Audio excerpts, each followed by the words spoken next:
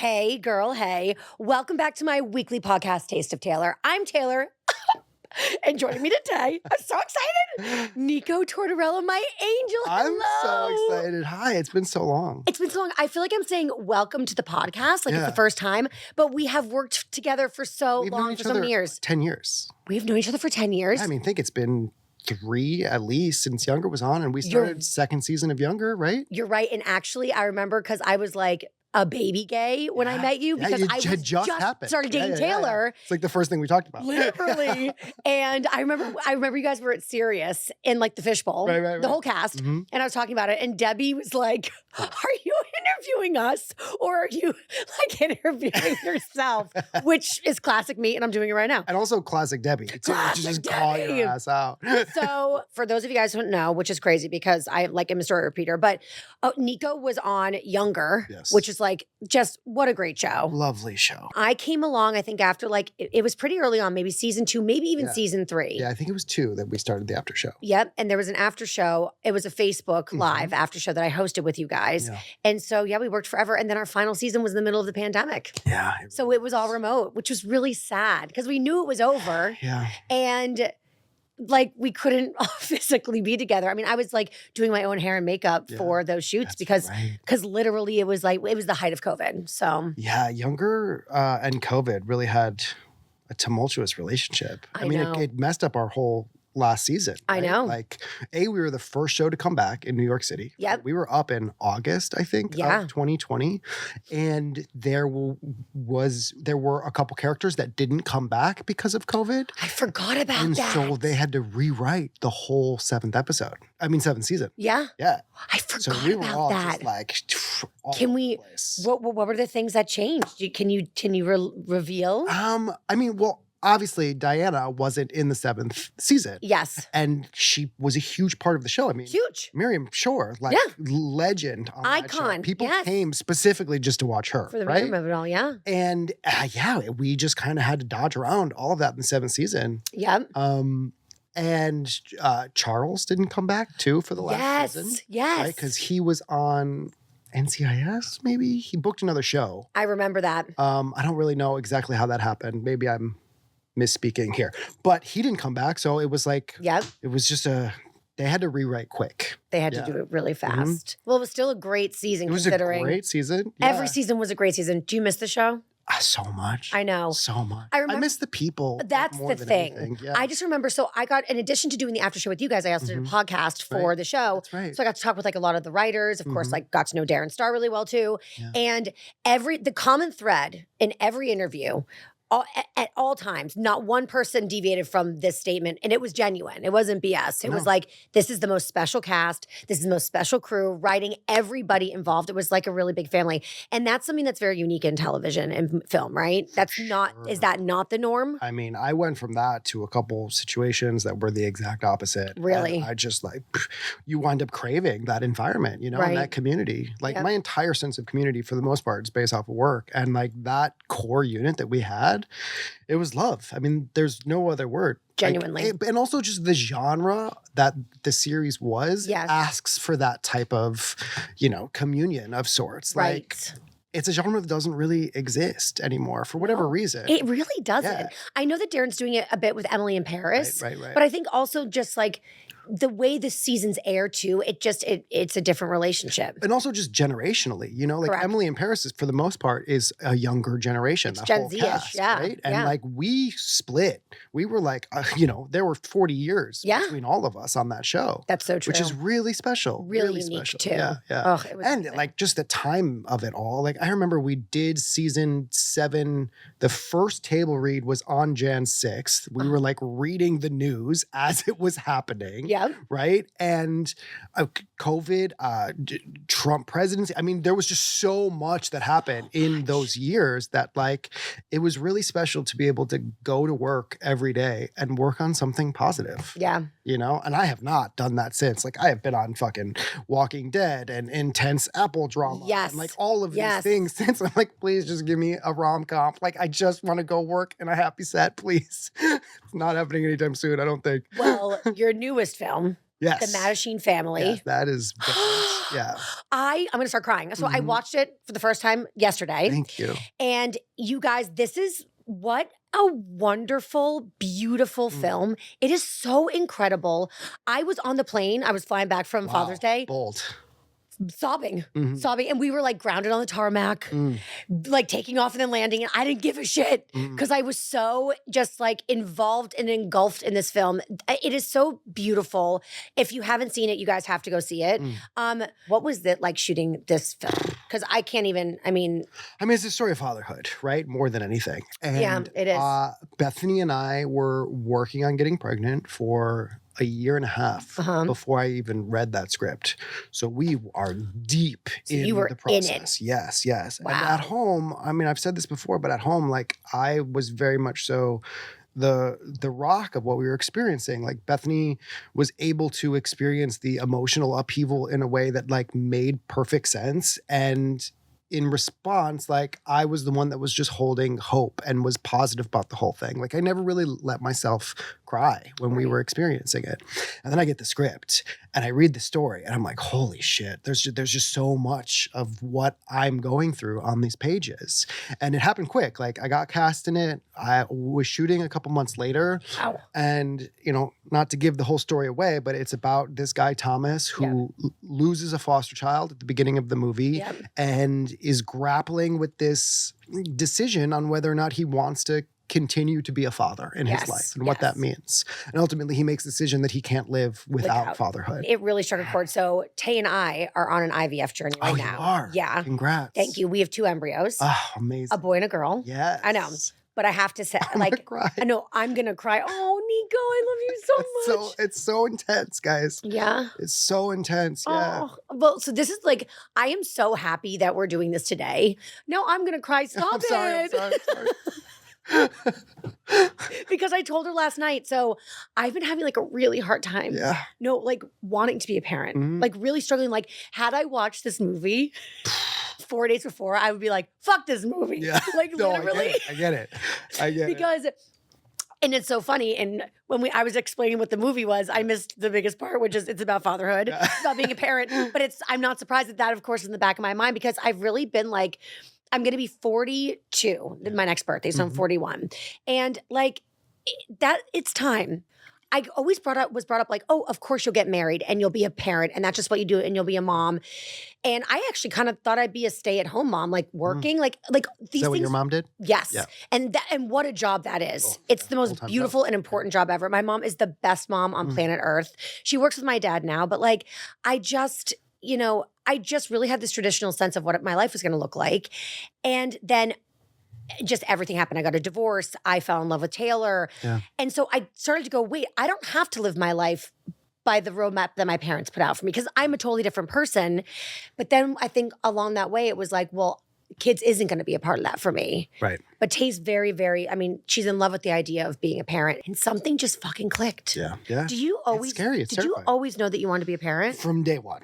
Truly. Really? Yeah. Like Bethany it too? It was an absolute in my life. Bethany too? Yeah, for sure. We're going on 19 years that we've been as close as we are now. I know. We're married 6+, but yeah, we talked about having kids together in the first year of knowing each other. Like it's always been part of the plan, which ultimately was maybe why it ruined every other relationship that we were ever in, but that's for a different time. But yeah, no, I was made to do this. I feel like I have lived so much of my life for and because of being a father. Yeah. And that's a strange thing to understand. And the movie really prepared me to be a dad, as I was saying earlier, I got to show up on this job and just cry and experience infertility, almost for the first time all over again. Right. Right. And then by the end of the movie, again, not to give it away, but I think we might have to spoil a little bit because right? I need answers about the end. Yeah. Well, we all do. We all need answers. Oh no, you don't have an answer. No, it leaves it up to interpretation for a reason. Yeah. Because the movie is not about whether or not that relationship works. I know. Which I think is so special. Right. Because sometimes relationships don't work, right? People grow apart and like that's okay. Right. Right? Right. Yeah. And but I needed, for my own selfish reasons, obviously I'm projecting all over this movie, but I needed the movie to end. And again, like you said, it is open-ended. So it's up to interpretation, but I really needed it to end with a spoiler. Can I spoil just this part? But with you and your partner coming back together, because that's how my story needs to end. Wait, it kind of ended just like Younger did. Now I'm thinking about it. Literally. It's like there's a scene where they're like in a restaurant together, but you don't know what's happening. It's giving Sopranos. It's fully giving Sopranos. Fully giving Josh and Liza. It is. Yeah. It is. That's funny. I know. I thought about that. It's also a movie that like you don't see men having these conversations in film and television. You never see men having these conversations. And like the importance and that drive of like fatherhood and being a parent and having it, like feeling it in your bones. Yeah. It's much more like stereotyped as a female journey and story. Yeah. Mm-hmm. I did Not Skinny But Not Fat a few weeks ago. Amanda Hirsch, I love her. We were talking and Amanda said something like, you talk like you were pregnant too, And like I physically just like, I don't know, I felt so much of this experience and I still am. And, yes. And you just don't hear men speak like that, right? Right. And when we hear men say we're pregnant. Yeah, that's what I say all the time. No, you're not. But for you, it kind of makes sense. It's okay if you say it. Yeah, I'm with it when you say it. Okay, thank you. I want to go back to you and Bethany because your relationship is so special. And that's another, for me, a big takeaway of the movie was I like want to find it because I wrote it down because it was so significant to me. Yeah. And it was this idea of like, okay, before being gay meant one thing and now it can be anything. Yeah. And for lack of a better analogy, it reminds me of like the feminist movement in that women were fighting for their right to choose. And I feel like we as queer people now are in this space where what used to be very like one-dimensional in terms of what the options were just for a variety of reasons. But now like we really can choose so many different paths. And so I feel like you and Bethany have such a unique relationship that really also kind of felt like that must have really hit home in this film for you too. I think the big takeaway for the film for me was just that like there's not one way to live life or to create life. Correct. There's like not one version that is it. Beyond gay and straight, right? Or anything in between, right? Yep. I mean, there are plenty of single parents that bring children into the world. Very true. All the time. Yep. Some of the greatest people I know were raised by a single mom. Yep. It is a queer story, right? Yes. But it's a story for everyone. It is. And that was like my big takeaway. Yep. And that's what I've been trying to fucking preach for all these years. Forever. It's like, we're not different. Like, we're just not. Do you feel like we are there as the... Absolutely not. Absolutely. No, not even close. I think the community is it's a burning dumpster fire everywhere, folks. Inside the community and outside the community. Why do you think it's just as simple as judgment? I just think the gatekeeping, the insular fighting, it is just like the politics don't make it easier for anyone, right? The country's on fire. It's so divided. Totally. Like our identities are being used against us, and legislation is getting passed all over the country. Yes. And they're pinning people against each other, and it just is. It's not a healthy environment. Yeah. Yeah. At least public facing, right? Yes. Behind closed doors, like some of the queerest people I know are the happiest they've ever been, you know? Right. But it just, I have retracted from the conversation a bunch in the last couple of years. Like during COVID, I got off Instagram. I just kind of like, we were trying to have a kid. I had to take myself away from the public eye for a minute. Yes. And in that, through COVID, through the revolution, through what's been happening in the government, through all of it, and getting pregnant, having a home birth in a tent in our living room. Yes. And now raising a child, like the language in my house has completely changed. We just like don't use the same words as How we so? did. I mean, just like the pronoun conversation, is just like out the fucking window. Out the window. Yeah. Really? Yeah. Interesting. I mean, we were forced to look at our biologies in a way that was very serious. You know, when you're doing IVF, Absolutely. we have to break the machine, the computer down Right. to literal DNA. We right? are, it's like machinery to get to the end result. Yeah. Ultimately. And not to say that like non-binary people don't exist anymore. Of course. Of Of course. course, I stand by what I preached a few years ago. Of course. But for us personally, like we just have experienced this version of life and of ourselves that unequivocally proved that there is a difference between men and women. Yes. And that binary exists for a reason. Correct. Right? And that's okay. Right. Like It's biology. Yeah, for sure. Yes. For sure. Not to say that intersex people don't exist too, because the numbers are real. That is a very real thing. Yes. Right? But for us right now in our lives, like I am dad, Bethany is mom. We have a daughter. Can all of that change? Right. Of course. For sure it can. Right. But like, I don't think, we talked a lot a few years ago, like, are we going to raise our kids free of gender? Ultimately, the world is not ready for it, you know? Mm-hmm. Like, it is not a safe environment anywhere in this country. Not in New York, not in LA, not in Florida, where we live, I was to gonna say. raise a child free of gender. Will it be at some point? Potentially. Yes. But like right now, to put your kids first is to actually put your kids first and not your own ideology first. You took the words out of my mouth. And that's what we've done, Right. Right. But like, we are raising our kids with a level of unfettered freedom. Of course. Where they can experience anything that they want. They can be who they are. Whichever direction they want to go, we will encourage. I mean, to a certain extent, right? But like, we are here to support creativity, and like that's what gender always was for me more than anything. Mm-hmm. It's like, first of all, as an actor, my ability to transform, I mean, it's quite literally my job, right? Literally. And so I realized pretty early on, like if I could experience more as a person, I would be able to produce more as an actor.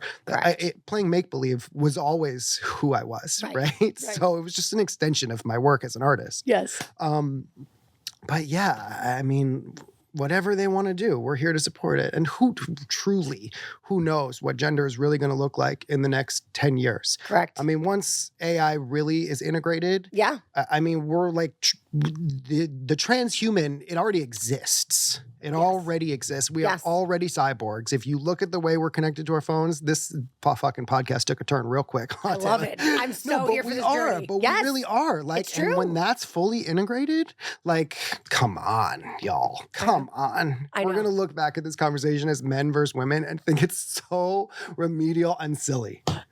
Fully. You guys are pregnant again. We are. We're fucking pregnant. Yeah. How many do you think you want, ideally? 4, ideally. 4. I'll take 5. I'll take 6. I'll take 7. I mean, it takes a village, right? Like, I think you would need a level of support. Yes. I mean, we haven't had a babysitter in a year and 4 months. We both have been home full time. It's just been. You've never had somebody care for your child? Single person. No. So you've never taken a break? No. What is that like? It's you a love lot. it. It's just kind of the way timing worked out.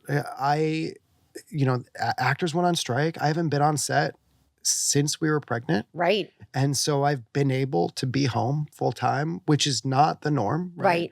But like in hindsight, if I could make this decision over again, I would. Like the availability that I've had to be home since day one has just been incredible. And Bethany works from home. Yep. And she just let go of her business. So she's like, reimagining her career at this point. And it's partially why we left New York. It's a lot harder to raise a child in New York without help. That's the truth. I mean, everyone that I know that has kids has staff. Yep. In New York City. Yes. Right? Exactly. And that's just not something that we wanted at this point in our lives. We really wanted, and a lot of this comes from like our home birth and the community of people that we have birthed with. And we're just like in a little well, in a little birthing bubble, so to speak, right? And it's been the most magical year plus of our lives. Like to be able to set this foundation as a unit, the three of us together.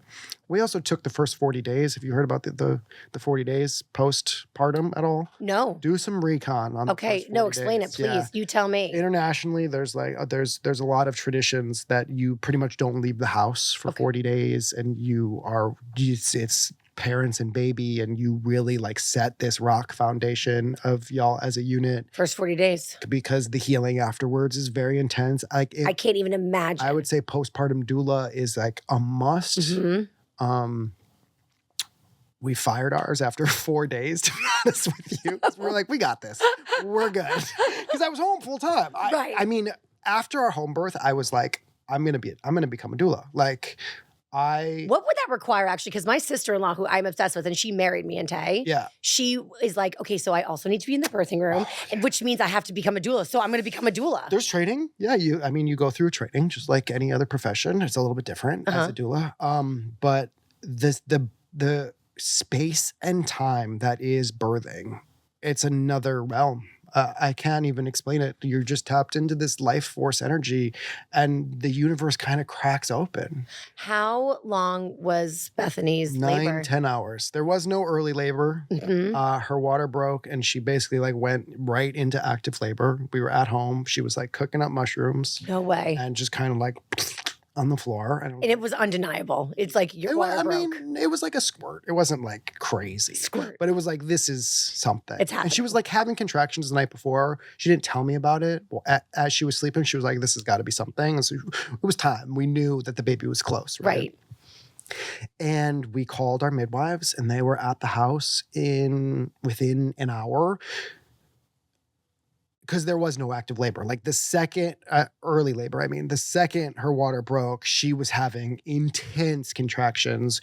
And, they spaced the time in between contractions. Right. And we had a tent built in our living room. Like we had a very specific plan, right? Yes. That we were hoping would come to life. Right. But you never know. You never know. You never know. You have to be prepared for all. We had all the options. Options, yes. Yeah.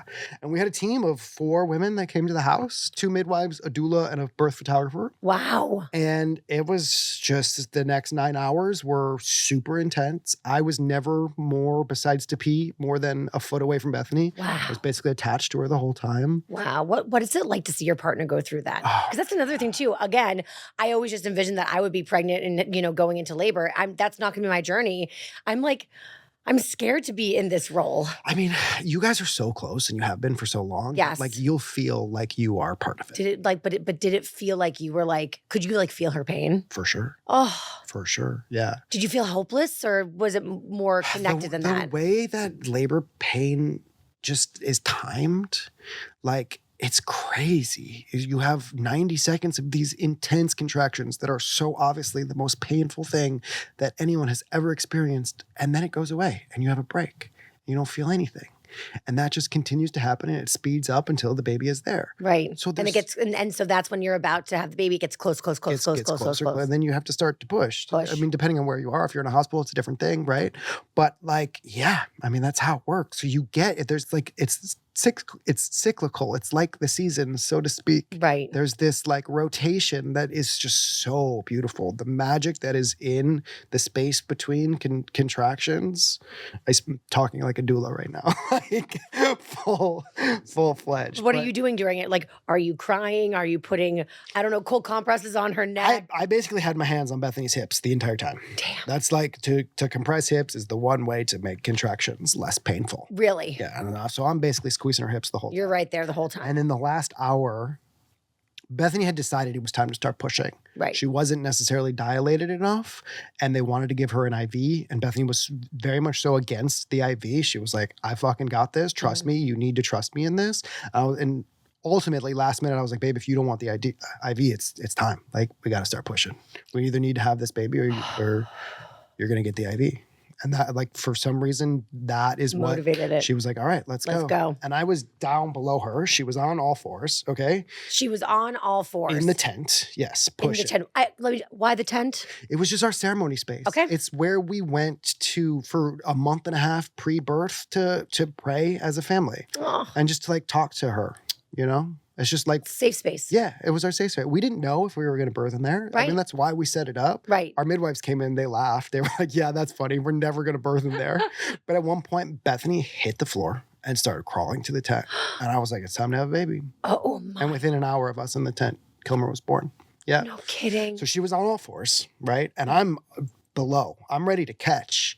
And I could tell that Bethany was having a hard time, right? And the midwives looked at me and she was like, do you want to catch the baby? And I looked up at Bethany and I said, no, this isn't my spot. I need to get in front of her and I need to help Bethany push. Right. So I came and I sat on the chair just like this and Bethany's arms were on my legs and I'm pushing all of my energy straight down with Bethany. So I didn't catch the baby. We were face to face when she this needed baby was born. Yeah, she needed me up there to help her push. And that's how Kilmer was born. Oh my God. Does going through that, like you and Bethany have always been so connected. You've been together for so long. But was it just like, did it transcend that like? Yeah, I mean, it's just these flashes of all of these lifetimes that we spent together.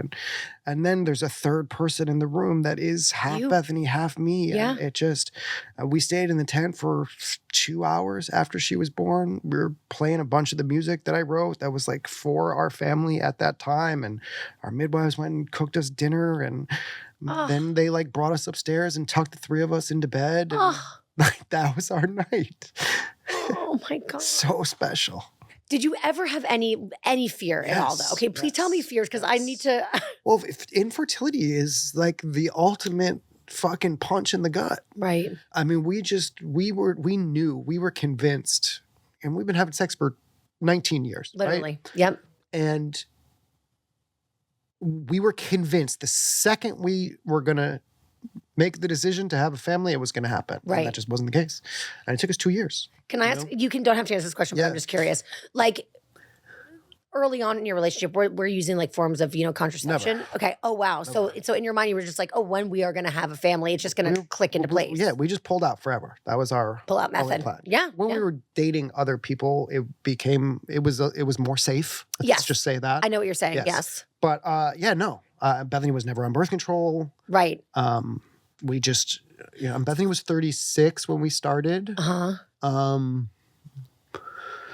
Yeah, which in like New York time is totally normal. Totally normal. Average age to have kids, not late at all. Yeah, absolutely. In the textbook, it's considered, I think, 37. It's a geriatric pregnancy. Yeah, that's a cruel word. Crazy. We do not enjoy that word. Yeah. Geriatric. But there was a lot of fear around that. And like the biggest fear was whether or not we would make it if we couldn't have a baby. Interesting. And I was like, we had to have a real conversation after a couple years in. Like, can you share how that went? Yeah, it was intense. We don't really fight. Like, we can bitch back and forth at each other, but we don't really fight. And specifically, like the IVF, we have a really crazy story about how we had to stop IVF, which I'll tell you later. Okay. But it broke us down. Like over and over and over again. And then we had a miscarriage and especially the hormones for Bethany, like just Bethany is a feeler, I would say more than anything. Yeah. And she's like really sensitive to all drugs and really anything. Yeah. And like that surge of just all those hormones woman through your powers body. Running through your body. Yeah, it was a lot. And after the miscarriage, it was just like, we had to have a very real conversation. Like, if this doesn't work, are we going to make it? And it was an intense conversation. It was really emotional.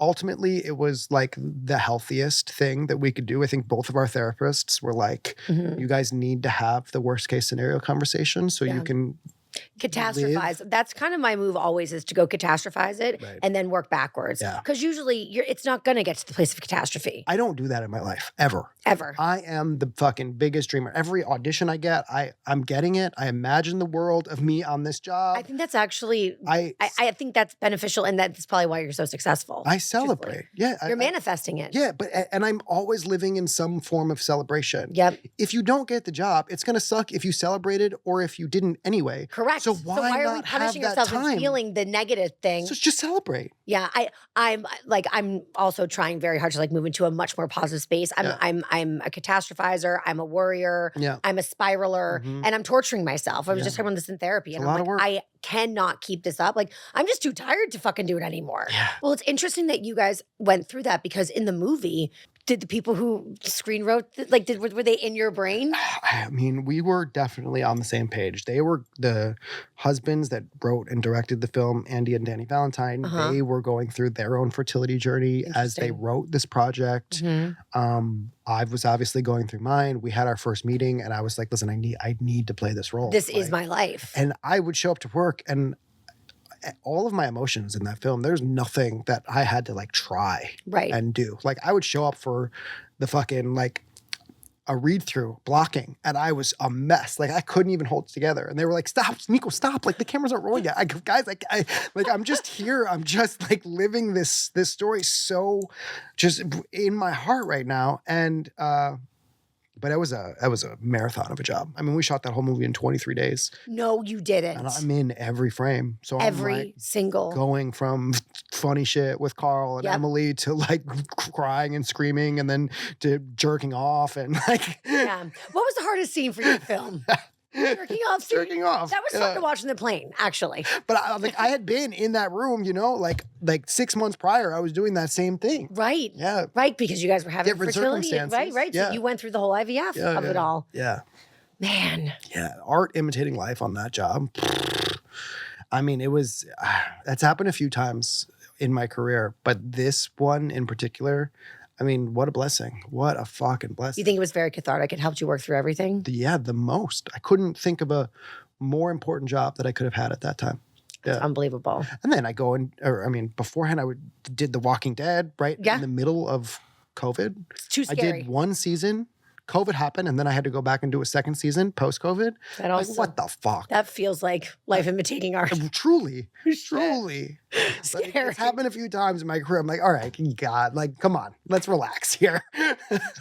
Was there any imitation of life with Josh? Oh, yeah, for sure. I mean, I was, I had a relationship similar to that before in my life, but I lived a block away from where Josh did. Oh my God, I forgot about that. That whole time, yeah.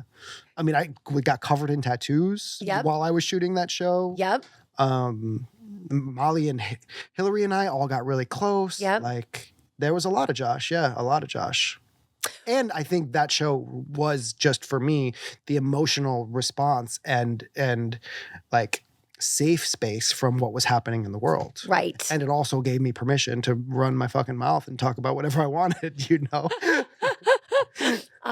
Also, let's talk about your music. Yeah. Yes. Yeah, so you have an album out. Also, art imitating life. Yeah. Absolutely. So, Yeah. Explain where the inspiration came to do your own album. Yeah, I've always wanted to make music. I mean, since I was a kid, for whatever reason, I just never took it seriously. And I got on City on Fire, an Apple show from Josh Schwartz and Stephanie Savage. Yep. And I played this like drug addict musician who, it was a really intense role to play. He was like struggling with his heroin addiction in a gay relationship, estranged from his family, but he was a musician, and we recorded an album for the show. It was my first time really in a studio. Like, I had like been in and out maybe like 10 years prior to like visit somebody else that was in there, but I had never been behind a mic in a studio singing, right? And I just fell in love with it. I especially on TV, you just don't have time to find your character's voice Right. on set because everything's moving so fast. Mm-hmm. And so I got in the studio and I just got to like play with this dude, you know? And the music producer on the show, this guy named Abe Seyferth, we got really close. I mean, I was in the studio more than I was on set recording this album. We recorded 7 songs. Wow. By the end of the season, I was like, we knew we were pregnant. Right. I was like, I don't want to leave the studio. Can I please just stay? Can we just like write music? It was, he has a studio in Greenpoint. Uh-huh. He was like, yeah, for sure. I know I want to be the person that helps you bring your music to life. Did you always have that in you? Because I remember when I was growing up, I sang. I cannot for the life of me anymore. If it with the right amount of wine and like vocal lubrication, sometimes I can crush a karaoke. But I just remember my biggest struggle in like wanting to like pursue singing and songwriting was songwriting. Like I really struggled with it.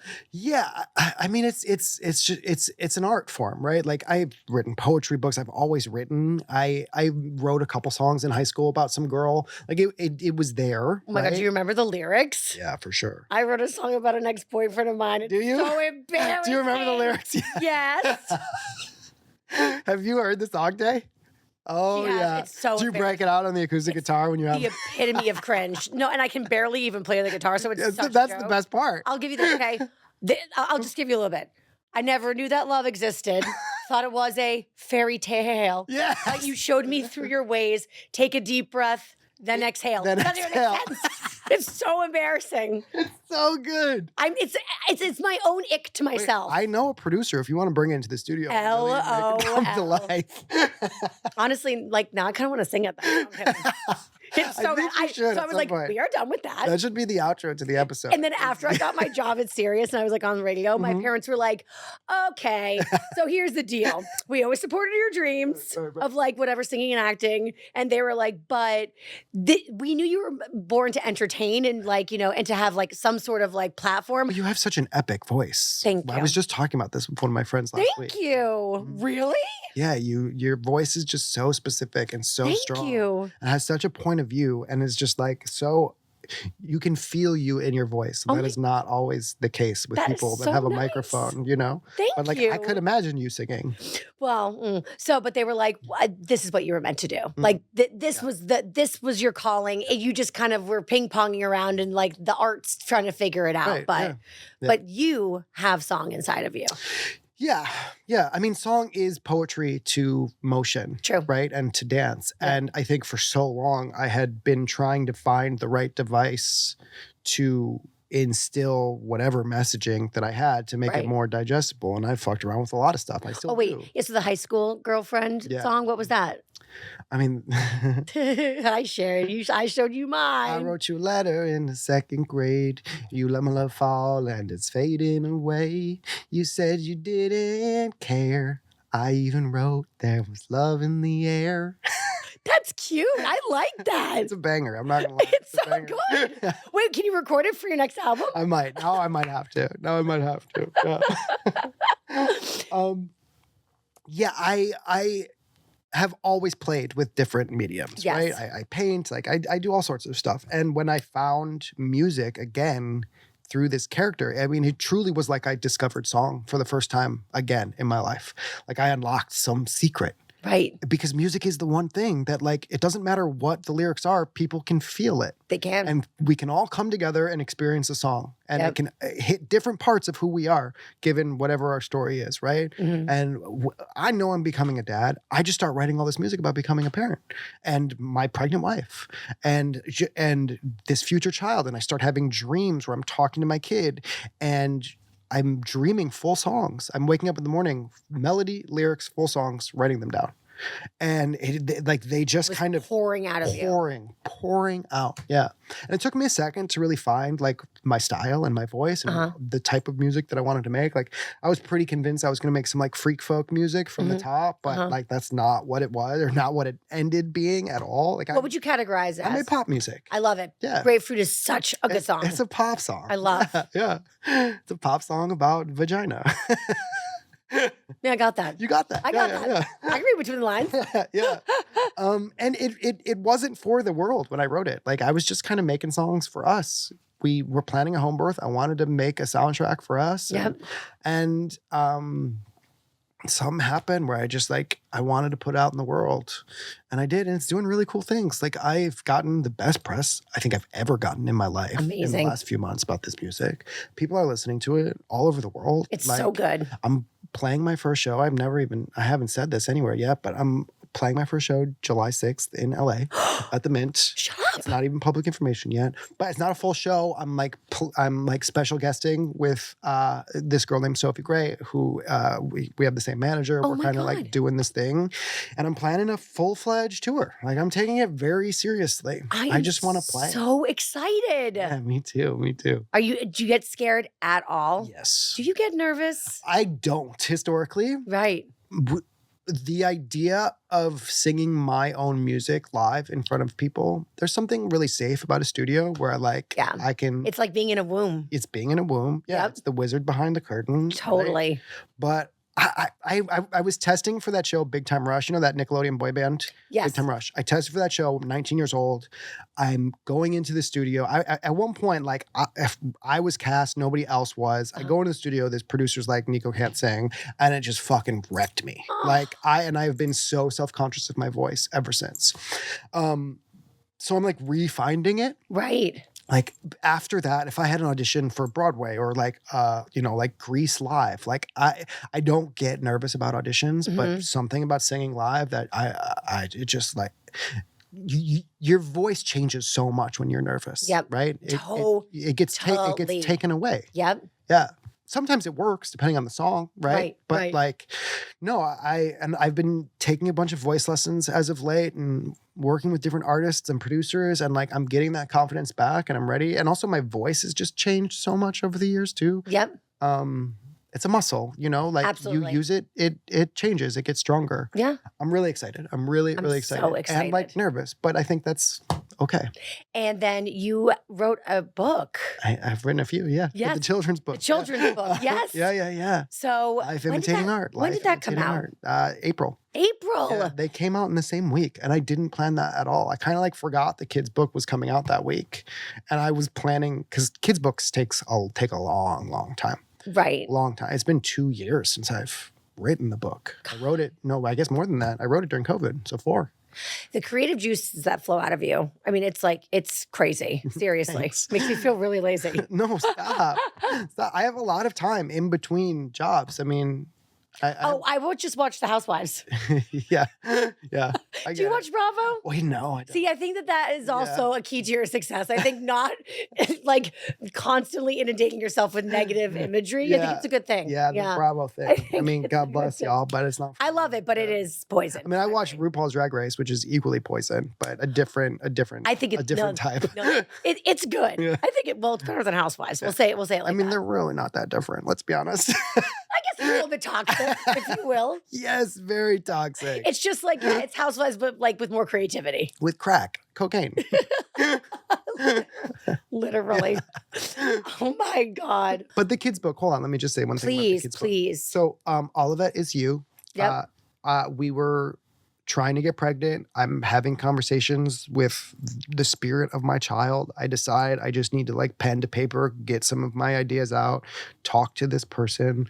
The character of Olivette is born, which is a play on words of my poetry book. Yes. All of it is you. I always kind of knew there was a version of it. Mm-hmm. There's a college up by my house upstate, which I don't own anymore, but it was there. Yes. And it's Olivette University. No kidding. And like I found it kind of at the same time. I was gonna say, which came first? Did that influence the concept of this, or it solidified the concept? Solidified it. Yes. You had already thought of it, and that was just like a sign. We're talking about the name Olivette for a child at one point. Like just that name in wordplay to all of it. Wasn't Olivette your drag name? Yeah, it was. Yeah. Yes. Yeah. To me, I thought maybe it was like an intentional, subtle thing. I didn't even really think about it being the drag name when I wrote the book. Like, the name is so all-encompassing. The poetry in the name is just so beautiful to me. Like, I forgot. Right. First of all, my experience on RuPaul's Drag Race Celebrity was like so heartbreaking and intense, and we'll talk about that another time. Okay. But like, I like have blocked that whole experience out. Not a good experience. No. At all. No. I mean, I'm so glad I did it. Right. Don't get me wrong. Like, it was intense, but like lessons learned on that. Interesting. Very intense lessons learned. I went to that experience like really excited about gender variance and like the space in between men and women and Yes. my identity that I was preaching so hard at that point. Yes. And I basically showed up and they were like, no, we need you to come in as a dude and transform into a woman. And I was like, that was like within an hour of me being there. And I was like, like this is supposed to be the queer mecca of the fucking world. Right. And it was like, and you're not even going to let me do my thing. And it was like rules off the bat. Yeah. Yep. Yeah. It was like the opposite of what it represented. Yeah. Mm-hmm. But I mean, in hindsight, looking back, like I should have played a different game on that show. Yes. But I was so intent on bringing the version of myself that I was experimenting with and preaching to that job. Right. And playing with those people with that language. But that's not what they wanted. Damn. And that's also not what the show is. Like if you look at like, you know, contestants on the show who have come with an agenda for the most part, besides a couple people, True. like it doesn't work well for them, you know, because the show is fucking camp. Yep. And like you have to lean into it, right? It's formulaic. Yeah. It's plug and play. Yeah. Totally. And, you know, like there is a level of positivity that Ru so beautifully preaches all the time. Totally. Right? Like bow down, RuPaul. Like I'm not putting any of this on RuPaul, Yes. right? But like the structures around these types of individuals sometimes are like disheartening. Yeah. So back to the book. Yeah. So one of my biggest fears too, and like being a parent is that I'm going to get knocked off course or it's going to distract me or it's going to be bad for business maybe. Again, catastrophizing. Yeah. And I've actually had friends say this before and I feel like you're kind of like in everything that you're explaining, you're saying it too. Like they're like, no, if anything, it makes it fosters so much. It makes you so much better at what you do for a living. There's nothing more motivating. Really? Yeah. I mean, I just like, I have to I'm responsible for my family in a completely different way at this point, you know? And like, I want to be the example that I didn't have growing up. Yeah. And I, as an artist, I want to just continue to create. So like my kids have something to look towards and that potential exists. I mean, that's why I wrote this kids book. Right. All of it is you. Mm-hmm. Like this idea that, you know, you can be anything you want to be when you grow up. Fuck that. You already are everything that's ever existed in the universe. Everything. Everything. You are it. Yeah. Tap into it. You are born as you are, truly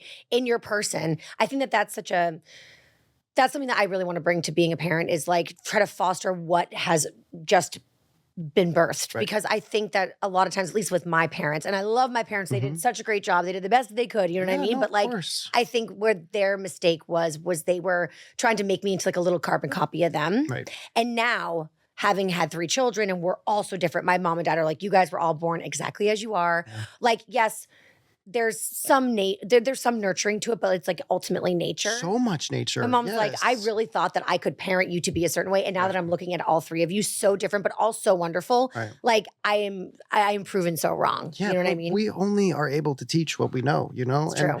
All of the generations before us didn't have the internet.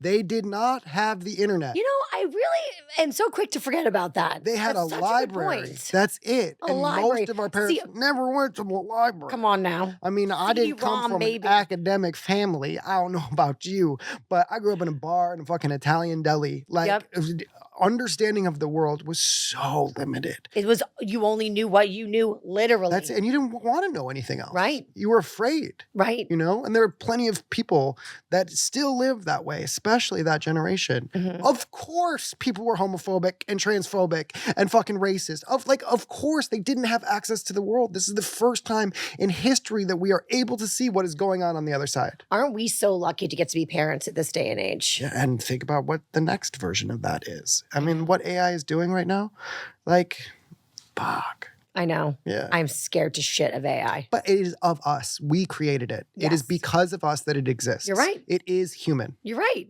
It is. It was created by a human. Good point. The only thing that it knows is what we've created. I know, but then I watch too many sci-fi movies. Yeah, but there's truth to some of those films. I know, and then the aliens are coming this year, I hear too. Aliens have been here for a long time, Taylor. long time. I mean, just look at like blood types. I mean, I could take you down some rabbit holes. I would actually love to go down. I could take you down some real. My Twitter algorithm these days is fucked. Like, move to Florida, see what happens. Y'all. Literally, God literally. damn. You guys have been down there for what, 6 months? Let's go, America.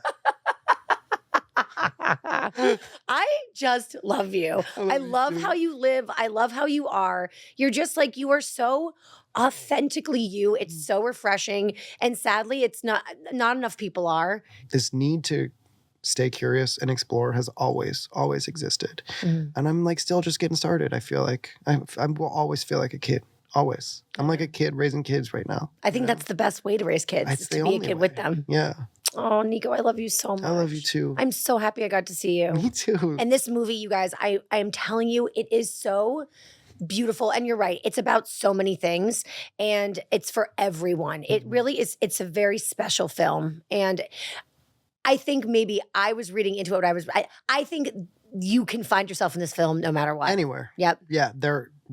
Everyone exists a version of themselves in this film. It's unbelievable. That was what I brought to it. So where can everybody see it? On Apple right now. Yep. You can buy it right now. I don't know that we are going to be streaming free anytime soon, but that could happen. Yep. But yeah, go watch it in Apple. I think like through Amazon has it now too. Go get my album. Born. Yes. It's anywhere music is delivered. Yep. Keep your eyes on my Instagram for shows and different things. We're also, Bethany and I are working on a couple very exciting things right now too, which I'll just like hint at here. Okay. Yeah, go buy All of It Is You. If you have a kid or a kid in the family that you want to instill some knowledge on, go get it. Nico, thank you so much. Thanks You're for the having best. me. Yeah. You guys, that is it for us. Have a great rest of your week. I always say this: rate, review, and subscribe. It means the world to us podcasters. And yeah, that's it for us. Until next week. Bye, girl. Bye. Wait, also, and hey, if you're listening to this, send some love to Taylor and Taylor with the baby of it all. Manifestation works. Just like send a little energy towards it. Okay? Thank you. You're welcome. Yeah. You guys, thank you so much. Bye.